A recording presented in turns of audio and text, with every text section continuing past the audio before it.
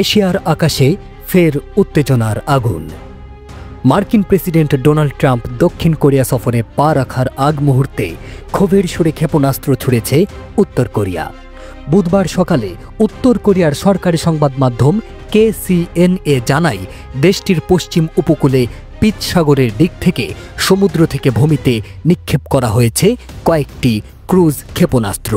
2 ঘন্টারও বেশি সময় আকাশে উড়ে লক্ষ্যবস্তুতে আঘাত হানে ক্ষেপণাস্ত্রগুলো, যা উত্তর কোরিয়ার সামরিক প্রযুক্তিতে এক নতুন ইঙ্গিত। এই পরীক্ষার নেতৃত্ব দিয়েছেন দেশটির শীর্ষ সামরিক কর্মকর্তা পাক জং-চন। তিনি বলেন, যুদ্ধ প্রতিরোধক সক্ষমতা বৃদ্ধিতে আমরা পারমাণবিক শক্তি উন্নয়নে ধারাবাহিক সাফল্য অর্জন করছি।